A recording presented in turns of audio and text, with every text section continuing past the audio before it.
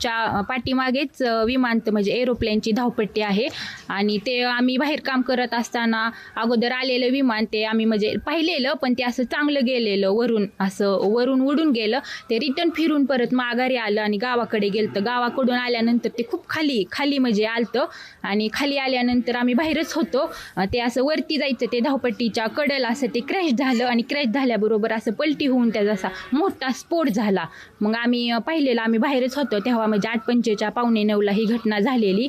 मग आम्ही खूप घाबरलेलो. आमच्या घराच्या पाठीमागे त्याचे पाठ हे सगळे पडलेले होते आलेले. मग आम्ही सगळे म्हणजे पट्टीवरती माणसं आहेत ना एरोप्लेनची, त्यांना फोन केलं, त्यांना कळवलं. ते नंतर आले, पोलीस हे आले, मग ते अग्निशामक आला आणि ते खूप मोठा म्हणजे जाळ झालेला 15 मिनिटं असा विजत नव्हता. ते सगळे आले असे म्हणजे उभा राहिलेले. मग नंतर विजवला आणि ते पोलीस आल्यानंतर आमच्या घरी आले, म्हणले पाणी द्या. मग आम्ही एवढा मोठा जाळ झाला की म्हणजे बादल्या नाही त्या पाण्याच्या, पण आम्ही काहीच करू शकलो नाही.